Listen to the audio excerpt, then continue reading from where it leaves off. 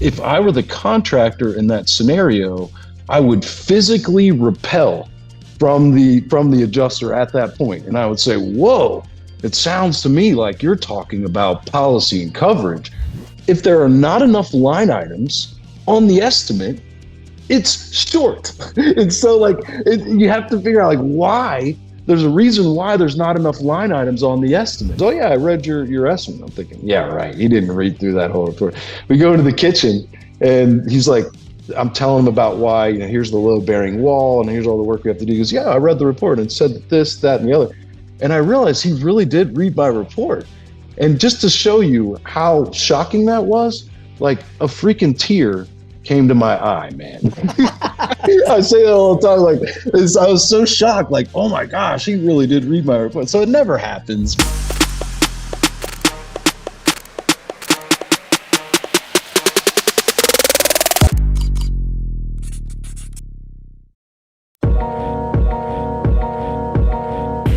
Welcome to the Claims Game Podcast with Vince Perri.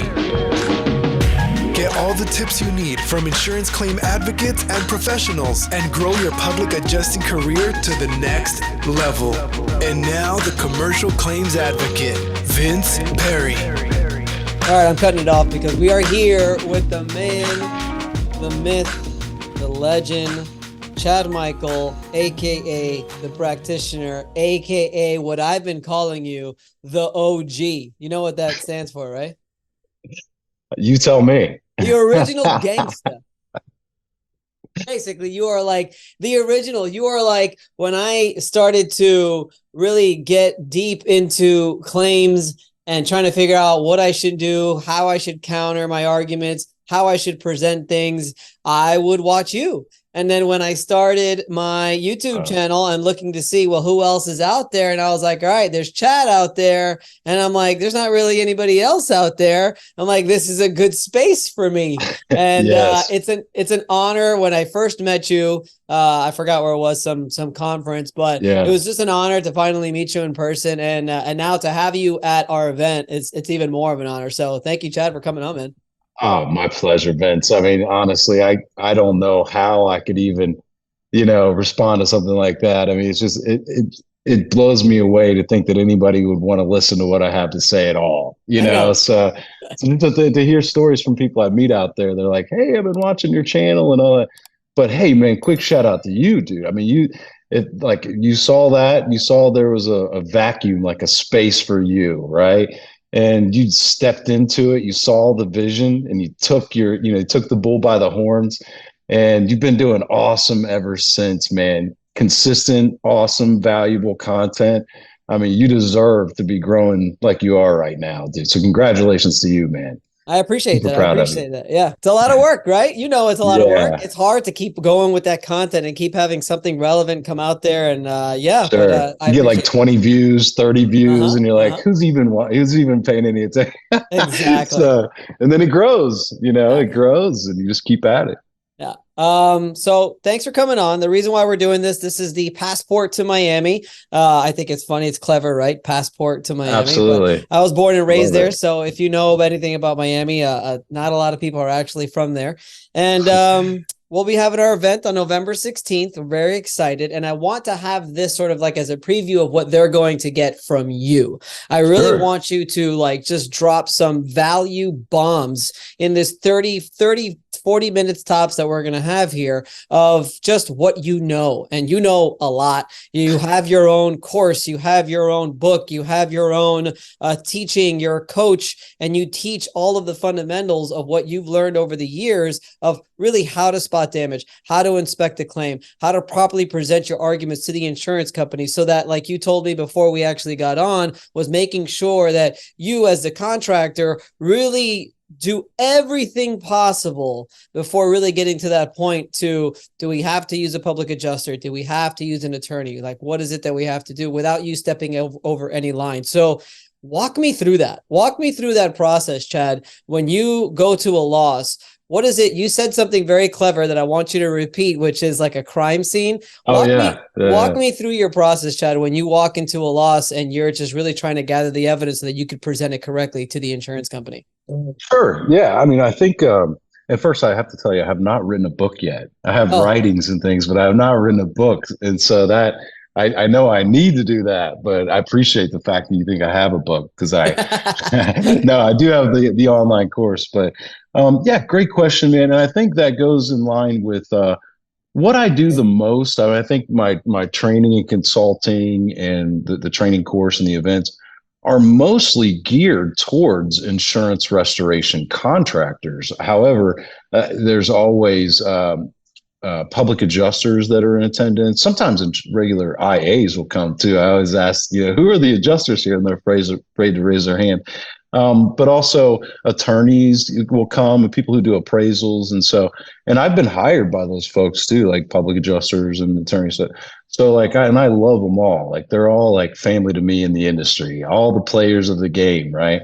But I think predominantly what you see at my events are mostly the contractors. And so I think they're all, interconnected in some way. Like there are all the complexities where the owner, the property owner has to hire a public adjuster directly and has to hire the attorney directly. That's not something that the contractor can really do. And I think people are confused about that.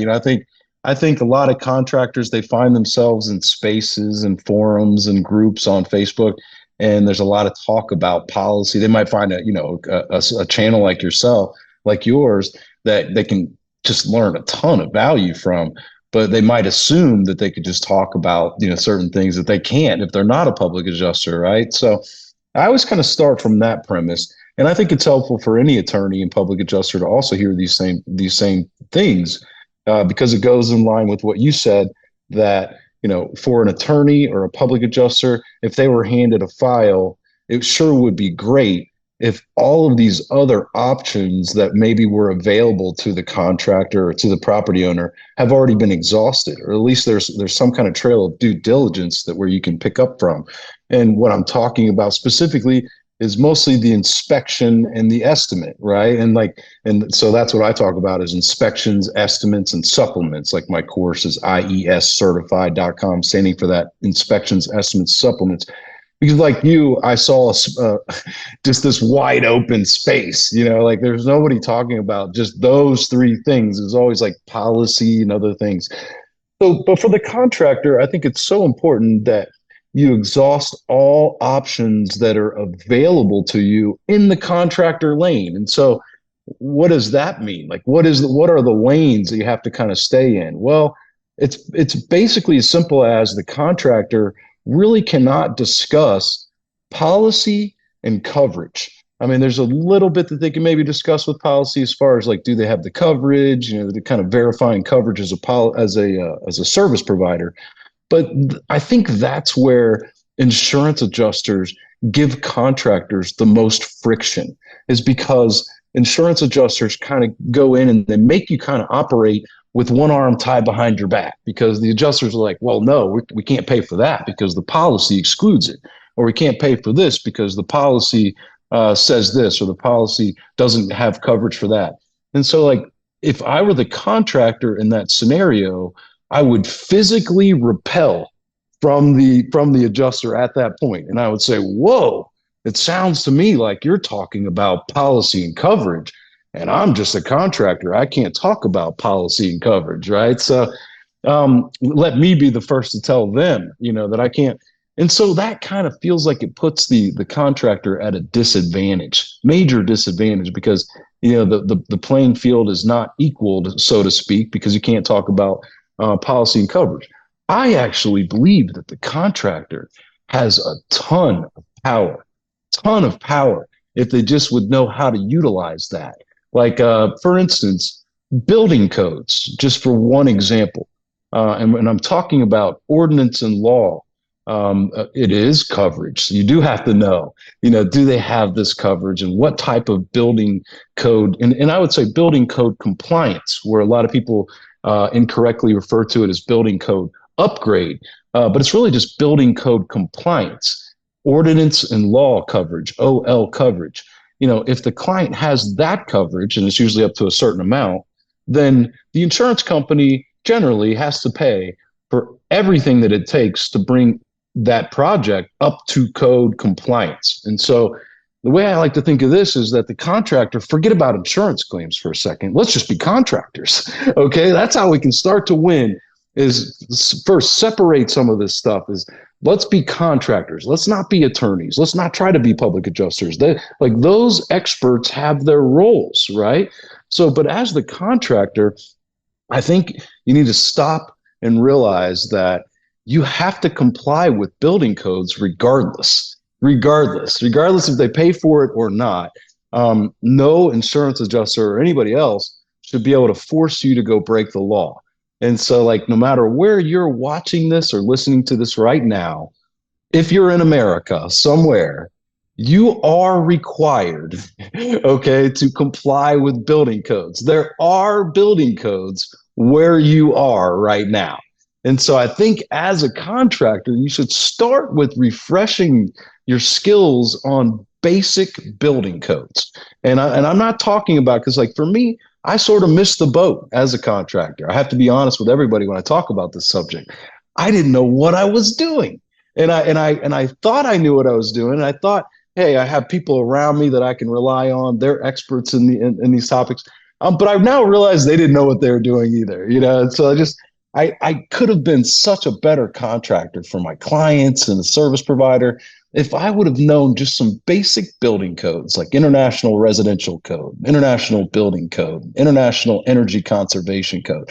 There are all these different code books that are put out by the International Code Council, which is the resource you want to go to for any building code, no matter where you are. Not some third-party Google site. I know there are great apps that you can use, but you need to know if that's coming from the source, which is the International Code Council. When I first looked into this, it looked like I had to buy all these code books, to become some sort of an expert. And it was like reading a language I didn't understand. But somebody helped me along the way to really simplify these things. I don't need all those code books. I only really need to start with those basic 3 books, the IRC, IBC, IECC. And there's only really a handful of codes that I'm usually going to use when it comes to these insurance projects out of those code books. And so like I have a whole segment in my training course about building codes so that people understand how to go do the research, which codes to use for each project. If it's commercial, you use IBC. If it's residential, you use IRC. And then of course, Florida, where you are, has the whole Florida version of all this. And I have a whole Florida version in my course too, because that's like very different from all of the other states. Like each city, all of them uniformly adopt the same code, whereas in other states, each city is different. But really, the Florida code is also published by the International Code Council, and it's the FRC, FBC. They have the residential version and the IBC version, basically, of the Florida Building Code, and the International Energy Conservation Code. They have their own energy version of it, so it's very, very similar, just a lot more strict. And building codes can just help you have the power to win in these scenarios so much more. And are you allowed to talk about building codes as a contractor? Absolutely. You're allowed to talk about those things. You're allowed to discuss price. You're allowed to meet with adjusters and talk about the scope of work. You're allowed to identify damage. It kills me when people say, oh, contractors have no business identifying damage. Well, I mean, if you are a contractor, like a handyman type contractor, and there's something wrong with your screen door, and you called me to fix that, don't I need to figure out what's wrong with the screen door? And so I think there's all these myths that go on, But to your point, yes, I believe that it starts with the evidence and the documentation and the proof. I'm very old school. Like, I'm not relying on any silver bullet or special magical form that you get a client to sign.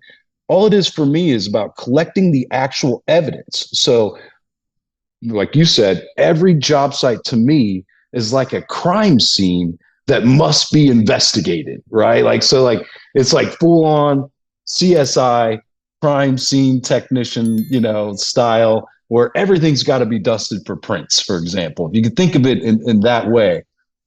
Essentially, every insurance estimate that I've ever seen over 23 years of experience has been short.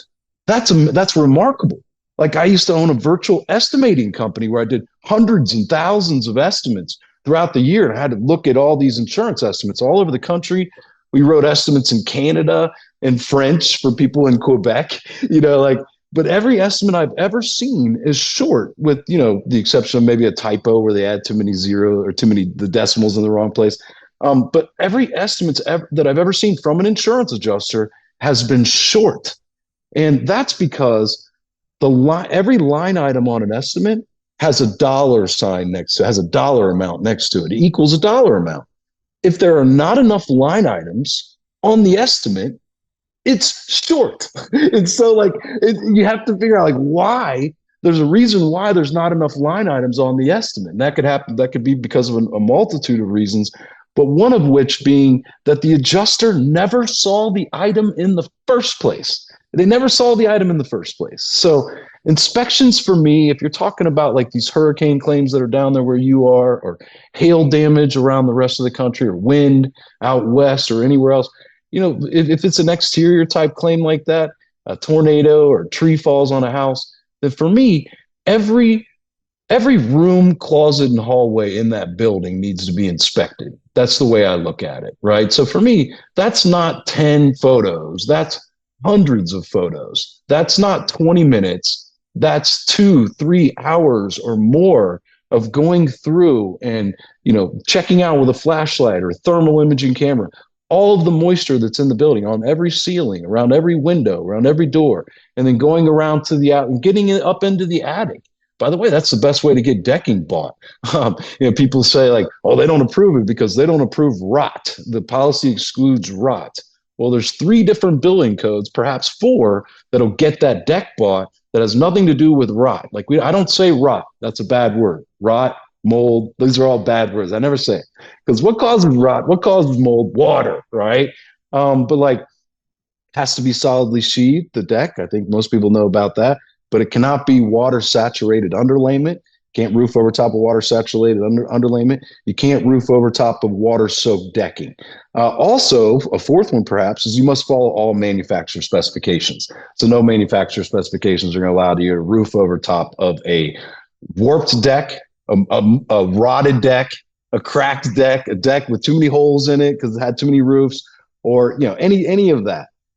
So for me, it's about the building codes, So that's really for me. And I know I'm just going on and on because I want to give you good content. I want to provide as much value as I possibly can.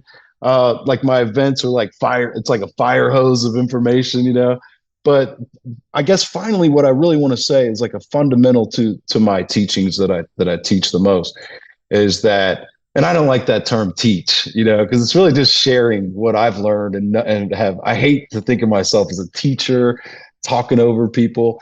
But for contractors, what really is the purpose that a contractor is hired to do for an insurance project? And the answer to that is not to go fix a roof, or not to replace a hardwood floor or cabinets, or to fix up fire damage.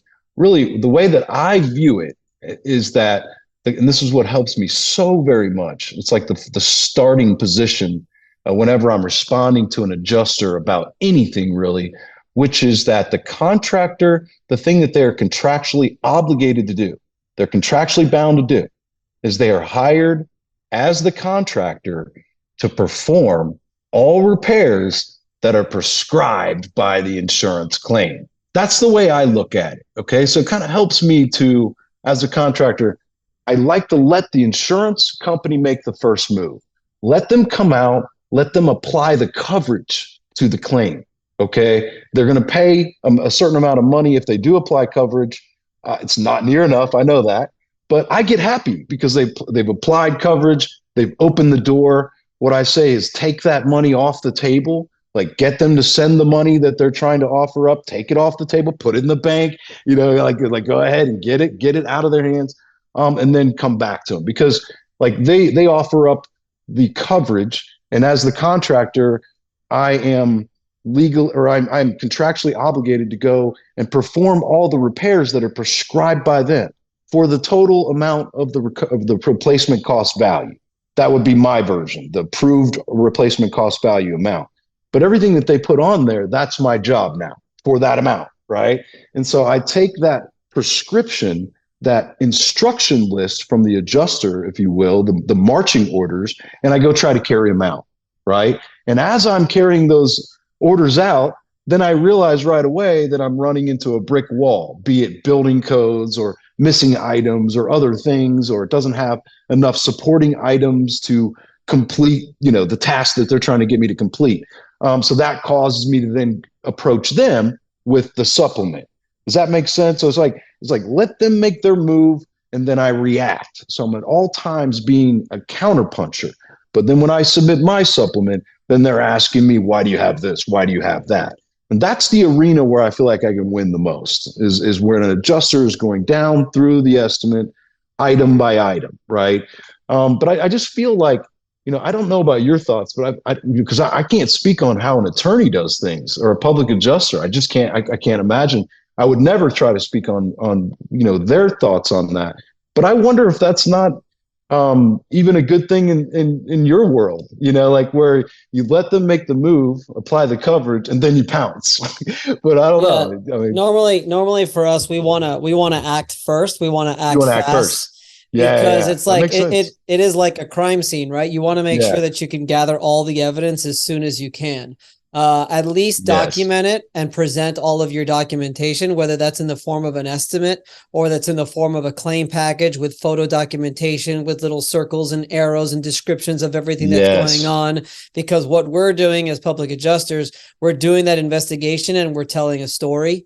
So we want to make sure that we're telling a story of exactly what occurred here at this property from the date of the event until the date that we're submitting this documentation. And you want to control the narrative, right? We want to totally control the narrative. Got it. I usually advise my guys to make sure that we are also sometimes recorded, sometimes not, but we're always questioning the insured. We're literally sitting down with them with a pen and pad, and we're just saying, okay, investigating. What happened? Tell me exactly what happened. And you get everything out there. So then what we do is we put together a claims package, and normally that includes an estimate, but let's just assume that it doesn't include an estimate. We're trying to make sure that we include enough evidence and we're telling a story that, and then along with policy language to make sure it all backs up as to here, this is why this claim needs to be covered. Because starting from the back end, especially if a claim, God forbid, gets denied, now we're having to change their mind from an investigation that they've already completed. Uphill battle. It makes total sense. That they feel is super, it is what it is. And I sent my engineer and I sent this person out. Like, you want to be able to sort of win that battle before any decisions are made. Yes. And sort of get them on your side. I kind of cut them off at the pass, right? I call it kill them with kindness too. It's just we're working together here to just try to resolve this claim for the homeowner. I love it, man. I mean, and it really works in line with sort of my approach with contractors when, they go out. Like, I like to resist the estimate, for example. Like you said, sometimes the estimate, sometimes not. I like to just let's talk about the things you're missing. Well, I think it was from you, Chad, that I learned that will you submit an estimate without prices? Yeah, absolutely. Absolutely. Like, you can do the scope report, you can export the scope report. And I do photo reports a lot, and I found, like, for example, you always have to adjust your methods, over the years, because the insurance trends are always different. But, like, for example, after Hurricane Ian down there, like, I was down there working on several projects, and I found that it was hard to get them to do a re-inspect just by sending them a photo report, which is one of my tactics. I like to, instead of sending them the estimate, it's so much higher than where they are. They're always going to just send another adjuster out, right? And so when I know they're going to do that, so I'm like, well, let's just get on to that without me having to really show my cards, and so I try to do a photo report. That was not working. That was not working at all. And so you have to adjust, and then you have to send them, the estimate. You have a better chance of them coming out to re-inspect the property if they could see exactly, oh, wow, they're writing up all this stuff that we didn't include. We need to go out there and take a look at it again. We need to go see what's going on out here. Yeah. But when they do, I'm the same as you, man. I think people picture me kind of getting rude and rough on adjusters and wrestling them and using one-liners to slam them on the mat or whatever. It's not at all like that. No. I mean, I found that most adjusters I've worked with were pretty good people. Maybe they were bound by crazy strict policies and guidelines, whatever it is. But usually, like sometimes they'll want to approve something, but they know it's going to get kicked back down, and they're not going to get paid on the file, for example. It's going to hold up their pay. Like, you never know really what's going on. So, but I like what you said. I saw Steve Patrick say something yesterday or the other day that and it's something I say at every one of my events, which is you can gather more flies with honey rather than vinegar. That's something that he says. Like, yeah, it's good to see other advocates in the industry, really applying that, because I've always found that I get better results by working with them. Sometimes you get the guy that's just not going to work with you, or the adjuster, and you have to maybe change the players on the field. Get the supervisor, get somebody else in there, maybe do something else. But I really have found that they've been great. But one thing I like about your approach is something that I do when it does come to that reinspect, when we're there meeting and looking at the damage together, and it's another set of eyes on it. I love it when, one of the things I do is like, they're always like, do you have your estimate? They meet you there. Do you have your estimate? I'm like, well, I have sort of the structure of my estimate in place, and I have a preliminary estimate, right? But see, I was hired as the contractor to perform all repairs that are prescribed by you. And the way that I'm looking at this prescription now, it's short, many line items, and I wanted you to be able to see that. And I really need to know what it is that you're approving, so that I know what it is to write an estimate on. But I do see that you guys use Xactimate. I use Xactimate too, and that's almost always where they say to me, well, can you just send me the ESX file, Yeah. the data file? And I'm just like, that's the way I set it up. I want them asking me that. I'd rather them asking me rather. But so it kind of goes in line with what you're saying, because I would really love to do all the work for the adjuster, do it all for them, Right. and give them the estimate. They take my letterhead off of it, slap theirs on it. I show case studies at my events where I've done that, and you see the revised copy from the adjuster at the end, and it looks just like my estimate. It's got all the same footnotes and the same, descriptions in there. And if you can, a lot of times get away. Now, State Farm, you can't really do that. It's very difficult to get them to use your ESX file. But a lot of these IAs, different IA firms, they're going to easily do it. They would love for you to do all their sketching for them and save them all that time. It goes a long way, though. It goes a long way, though. Like, if you do that stuff for them, claims tend to end up going your way a little bit more if you do that stuff for them. We doesn't always work, but we used to send an entire claim package where it would just be like a book like this. And then I actually talked to a few carrier guys, and they're just like, Vince, if you send us something like that, like, we're not going to read it. Like, we're not going to read it. And I'm like, but it looks so nice, and we take so much time on it. So I've actually found a stupid little tip that I send it in separate documents with a nice cover page of our firm and everything, but I'll send the estimate, and a separate document from that, I'll send the photo report, and a separate document from that, I'll have the weather data, and a separate document from that, I'll have all the invoices and receipts, and a separate nice. And it seems like that flows a little bit more, and they tend to like that. So just a little tip. I say that a lot too with it's little things, man. It's just such stupid little things sometimes that have nothing to do with actually adjusting or estimating that go along. Oh, yeah. I mean, I say that a lot too with like my report, my Xactimate report or photo report could be 200, 300, 400 pages long, and it can be much. I know. Well, and it has all these photos, hundreds of photos, and building codes and all this. And what I tell people at my events is like, look, you probably think that I'm expecting them to go through this and read it. I'm not at all. Like, I'm not that narcissistic. I don't think they're going to read all my stuff. I actually think hardly anybody will. But the reason why I do it is because it creates like the source of all the information, so that when we're hashing out the differences, going from the top of the estimate all the way down, and they're like, well, why do you have this? And I can point out, well, the building codes say on page 42, and you can look there, that it's required, and the picture shows the damage on 60 through 67, for example. Like, I can point them to somewhere in the report.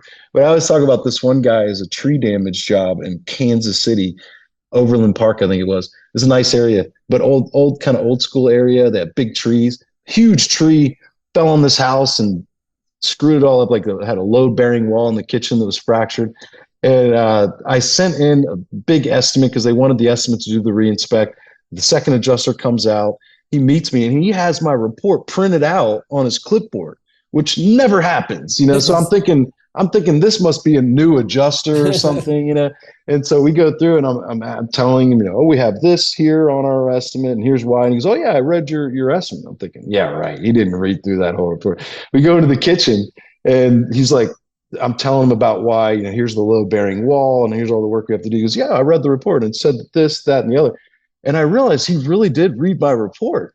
And just to show you how shocking that was, like a freaking tear came to my eye, man. I say that all the time. Like, I was so shocked, like, oh my gosh, he really did read my report. So it never happens, but it's just, I like to have every bit of information and evidence presented.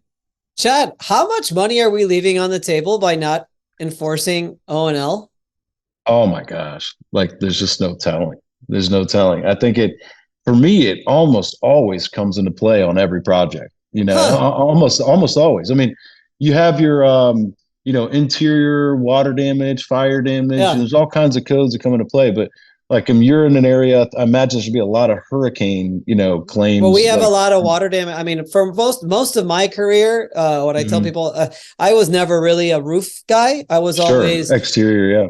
I always did a lot of interior, like 10 years straight was basically 90% of my claims were interior water damage claims. Yeah. Yeah. Well, I'll tell you, if you happen to be an exterior type contractor or, you know, an attorney or a public adjuster that handles a lot of those claims, it blows me away because I think that's the majority of people that come to my events are that. We always have mitigation contractors and all that. It's the majority. Yeah. It's the majority of claims are exterior claims. Is there O&L? What's a percentage of your claims that include O&L? Is it like 100% every single one? Almost, man. And it's over 90%. But let me just throw out some value for you. Okay. Just real quick. If you do these exterior claims, to me, like if you're doing roofing claims and that, every single roof that you do, like all the pipe jacks, all the vents, all the flashing, all the sidewall flashing, all the valley metal, all the drip edge, like everything has to come off and be replaced entirely brand new. Okay. I'm not talking about like the power attic fans, but the base, not necessarily the skylights, but the cladding, the flashing around the skylights. And that's simply because of one single building code that there's a variation of it depending on where you are. It exists though, no matter where you are. I could find it and give it to you. If you're in Florida, there's a variation of it in Florida. It's a little more strict actually. But no matter which version of the IRC or IBC you're using, there's a variation of this code that says that all flashings, edgings, outlets, or similar devices that are a part of the roof assembly when doing a roof replacement must be replaced. Sometimes it says shall be replaced in different versions. Where rusted, sometimes it says when rusted, where rusted, damaged, or deteriorated. Okay. So you can already envision like, all right, well, that means, you know, if it's rusted, then I know that. If it's deteriorated, I know that. If it's damaged, well, it'll be damaged during the tear off. Yes, it will be. You could demonstrate that, but it's already damaged now. It's already damaged now because how was it installed? With nails. So you have the nail holes. That is the damage. And so like, it's just simple as that. So like, whenever you try to present this code to adjusters, they're always like, well, I'm looking at all these photos and I didn't see any hail damage on the flashing. Or I didn't see any wind damage to the flashing. The code doesn't say anything about wind damage and or hail or tornado or hurricane. I gotta replace it. It says it must be replaced where rusted, damaged, or deteriorated. So that's all pipe jacks, all valley metal, all L flashing, sidewall flashing, step flashing, flashing. All right. I mean, just whatever, wherever. I mean, you have to present that. And so the problem is, and listen, I really missed one of the biggest lines when I was telling you about building codes here, OL coverage. This is really the biggest thing.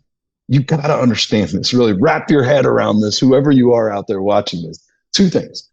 Number one, this is great. You're going to love this. This is going to turn the advantage back on your side. If you really let this sink in, insurance adjusters don't know anything Nothing. about building codes. It's preposterous. Like, I can't believe it. Like, I demonstrate this. There are adjusters that come to my events, and I always ask them the same question. I'm like, hey, listen, what carriers have you worked for, right? And they're like, Nationwide, State Farm, they label public adjusters are guilty of that too. I'm not going to lie. Public adjusters attorneys as well. I mean, that's why we bring you guys on, to be honest. Here's the question that I always ask them is like, look, in your training to go get your tests, how much of that consisted of building codes? Nothing. Zero. All insurance adjusters answer it the same way. Were there any questions on the test about building codes? No.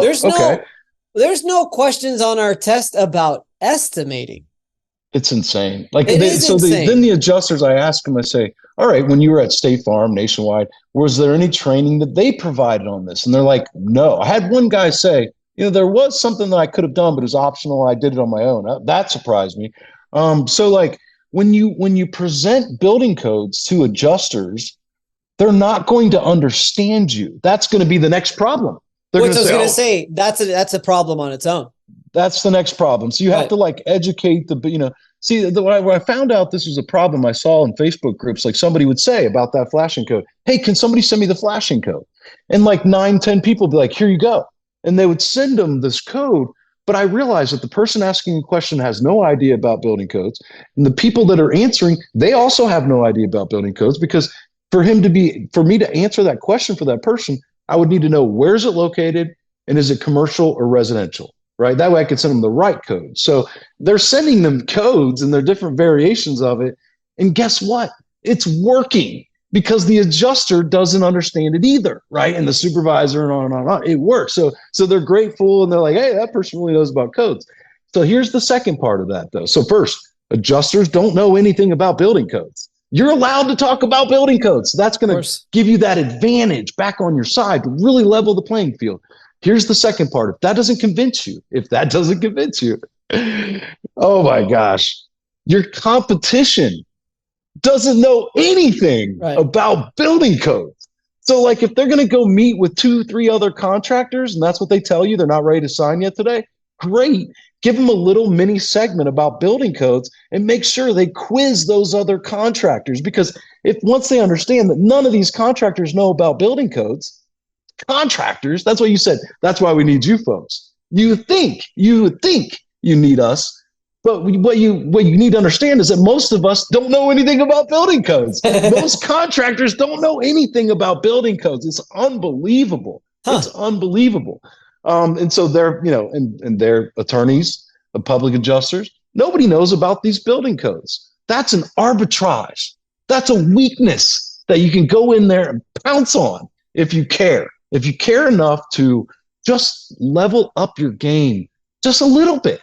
Just a little bit. It's not going to take much, because you don't have to become an expert, because it's very, very rare that you're ever even going to run into an adjuster. They're out there. So I don't want to say they're all like that, but it's going to be rare that you ever run into an adjuster that actually understands anything about building codes. Well, I like how you said that there's a million building codes, but there's really only a handful that you're going to use on basically every claim. Correct. Yep. I can you give me those? Can you give me a couple? Can you give me an interior one and an exterior one that you say use the most? The flashing one's a good one. What about on the interior? How about this? Like, you're opening up walls. I'll tell you what, a claim that I got a lot. I'll give you an example, and then you tell me what the code is. Drain lines, cast iron sewer lines. All the time. I did these claims like you wouldn't believe, where basically a backup would occur and there would be, category 3 water from the kitchen, the bathrooms, and the laundry area. We'd get a plumber, they'd run a camera. It would show that the pipe the drain line is done, and you've got to trench through the house in order to replace it. And the claim was for the trenching and replacing of the pipe, which is a good anywhere from $16,000 to $25,000, all of the tile flooring, kitchen cabinets, bathrooms, so on and so forth. That was a claim that we got a lot. Are there any interior code upgrades that I probably should have? I think with that too, that caused me to think of something else too. That's usually a thing. This is more in your realm of policy and coverage, right? Where like a dishwasher breaks, causes a bunch of damage throughout the house. They'll pay for all the damage, but not the dishwasher itself, right? Like the source of the plant, like of the loss. Common. I think people need to understand that. But I would say, where you open up walls, especially like in a kitchen or bathroom area, and everything's wet, like the stud walls, and they want to right away say, well, we don't pay for that because that's rot. We don't pay for rot. The policy excludes rot. But building codes require that you cannot put on new drywall on top of water soaked framing, for example. You just can't do that. You can't trap it in. So like the energy conservation codes really deal with the building envelope, right? So like the roof cavity and the wall cavities. And so I think it's important to understand what the R levels that are required, the insulation levels that are required. That would be one that kind of comes into play a lot. Where, like you have to be, I don't know, let's see where you are. I think it's R30 residential and R38 is commercial, or I mean, R30 commercial, R38 resident. I believe. I don't want to be quoted on that. I know I'm on the record here. There's different climate zones for where you are, right? But like you would have to a lot of times bring up the insulation in the wall cavity whenever it's exposed like that. So that's whether it's on an interior claim or an exterior, which comes in a lot of times on siding, right? Like the siding, the house wrap is required, but also the fan fold insulation a lot of time has to be added to bring the R values of the wall cavity, like the whole wall altogether has to equal a certain R value, if that makes sense. It's R30 There's here. That. Yeah, but also electrical. So interior electrical is a big one. That's a big one. Like, anything, the three, like the MEP trades, mechanical, electrical, plumbing, those things. Like you notice I'm not talking about needing to know all the plumbing, electrical, and mechanical codes. I was talking about those three other books, but those are required too. It's just that I usually find that the plumbers know more about that, the HVAC contractors and the electricians. But I think if you understand just basic building codes, then you will be able to go do the research in an electrical category, and you'll be able to kind of do some things that'll make you deadly if you know the basics of how it works. Like whatever you're in, you always have to comply with manufacturer specifications, no matter what trade you're working in. That appears in every category of all the code books, right? But electrical comes into play where you have to do a lot of rewiring, and maybe the electrical panel is in the wrong place, the fuse box is in the wrong place, and it has to be out in another area, for example, like maybe it's in a closet or something that's got to be brought up. There are things like that. Egress is a thing, but that's I don't know how much that'll really come into play. But anything mechanical, like your HVAC stuff, if anything is out of code, it has to be brought up to code. Your plumbing is a big one. What type of plumbing is in the property to begin with? Whenever you have to start getting into that, then you have to bring it up. So I think there's a ton of codes no matter what you're doing. I always say that the most important part of the insurance claim that a lot of people look over is indeed the initial inspection. So how you treat it like a crime scene, I love how you said that, because people do not understand that if you do not do the work up front and get a proper investigation, it's going to make our lives difficult throughout the life of the claim. So for example, we have a lot of contractor relationships, and even with my contractor relationships that, refer our firm work, I never, ever like to go by the photo documentation that they sent, because it's really not up to our standards. You seem like someone who's got very high standards when it comes to these initial inspections. So I'd like to sort of close this whole interview thing here with you could probably see we would go on for weeks. We just sit here and just talk and talk and talk and talk. What is, in a nutshell, what's somewhat your process when you approach one of these? Do you have like a written down like scope sheet and process and checklist that you go by, or is it at this point? I do, but I have to be honest that I don't use it anymore. My checklist is like my photos. I like to say that, but no, I don't. But my process is investigating all available data, right? Like you're talking about, like I really like what you said about that. Like you're asking questions, you're doing, you have to ultimately tell the story, just like you said. I love it. It's just like my process. Like, So my job is to tell a story, like paint the picture, to perhaps an inside desk adjuster that may ultimately make some of the most, critical decisions on this, who's never going to be out there, right? And you have to tell that story. So it starts before ever going there, investigating all of the available data that is available. Like for me, that's a lot about like, okay, where's it located? What are the building codes that come into play? Like whatever that, reviewing the insurance adjuster estimate, what they may have already in place, if that's already taken place, kind of trying to analyze that and kind of perform surgery on it, pick it apart, and try to determine what is in the mind of this adjuster. What were they thinking? What were they seeing? Trying to think through the nemesis point of view, but doing that, but before ever going, asking a number of questions, like you said, to try to determine, doing weather data research. That was another thing that you said that I really like. Trying to determine what happened at this property or in the area, try to use any available information that I can before ever going out there. Sometimes I may pull an eagle view if it's something I'm definitely going to be working on, right? And where I'm investing cost into it or whatever software you use. But like I would, do an eagle view, get a better picture of things, and then go out. But then, so like my process, this is funny too that you asked this, is like, I don't think I'm doing anybody a service if I don't say this. Like this is something that I talk about that I think adds some value, because I don't think anybody ever really thinks of it this way. Think of adjusters when they show up to these inspections, they generally have like, a lot of them are kind of high tech, they have their laser pointing Bosch measurement devices, and they have like a little digital camera around their neck. Maybe it's one of those little flat kind of cameras. And sometimes they'll have their cougar paws or things that can latch themselves onto the roof. I've seen some, the belt, and they have, I saw this one guy like had a pop-up desk in the living room, popped up, and he's writing his in the van. Yeah. He was doing it right in the living room. It popped up and he did that. But I've seen a lot of things, and what I like to do is I like to think of things like when the adjuster comes, it's not something I'm talking about, but it's sort of a subliminal thing, a subconscious thing.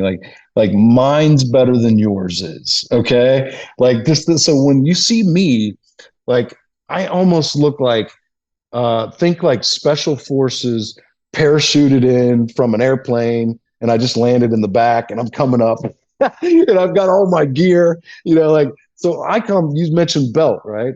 Embrace the belt, brother. Okay. Like I want anyone watching this to at least try this. I want you to go find the biggest, most bulkiest tool belt that you can get your hands on, like the biggest one with the most pouches and pockets and, rings on it. And I'm bulky. Okay. And I want you to, so that's just me. Like I have the real big belt, and I stuff every pouch full of something useful. Like I have the Bosch measuring devices. Like I have like 2 and 3 of them.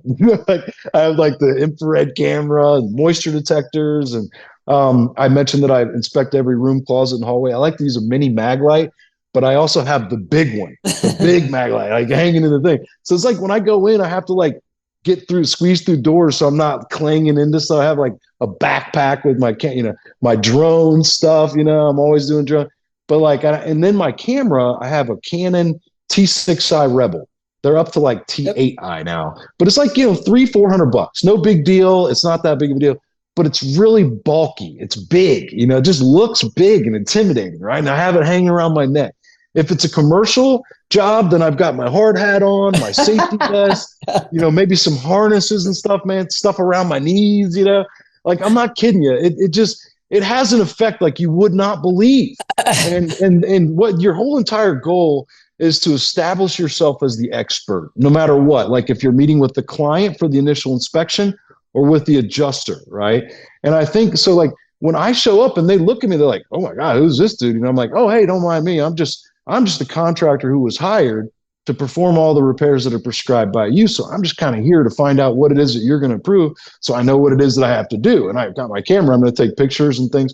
So don't mind me. I'm not here to tell you what to do. I'm here to just get my marching orders, right?" And they're like, what? And then, they could see throughout the meeting by questions I ask and things that I do that I am an expert. So they're under scrutiny, there is a spotlight on them Everything they do is going to be on the record now, right? Like I'm just going to be here to kind of keep them honest, just by nature of doing what I'm doing already, right? So, but meeting with the client, same way, because if they do say, well, I have to go meet with 2-3 other contractors before making a decision whether to hire you. I mean, come on now. This is what I've already told you, right? And I'm there and I'm talking about building codes, and I'm like, hey, like chimney flashing must be replaced. And I see you have a chimney. Like, what did State Farm say about your chimney? And they're like, I don't know. Let me go get the paperwork. Like there comes a point in time where there's a shift where they want me to make some sense of it for them, right? So I think if it's about my process, and we could go on forever about that, I'll never fit it in. But I will say, man, that it's all about, for me, being transparent, but educating the client. Okay. So one thing that I do on my YouTube channel, Chad Michael, the Practitioner, shameless plug, right? You mentioned it earlier. I was going to give you an opportunity to do it anyway. So, but yeah, so like one thing that started that out like 7 years ago, so, a long time ago, was I started doing this, these case studies that I called "What's Wrong with This Insurance Estimate," right? Where I just showed a State Farm estimate, for example, and I redacted all the personal information. Just we go through it and let's look at it and see kind of what's wrong with it, what's missing. And then we show an estimate that I wrote for that same file, and then we show kind of the solution to the problem, and then we show the revised copy, where it ended up at the end. Like, look, State Farm didn't go all the way up to where I was at, but look what they did add. They doubled it, tripled it, whatever it was, right? I would recommend doing that in every meeting with a new client, okay? Like in a book that's maybe laminated, where you can help them visualize. Maybe they haven't seen the estimate yet from the adjuster, or maybe they have. Either way, there's huge value in that, to showing them that how this works. Here's how it should be dealt with. Here's the proof in the pudding, right?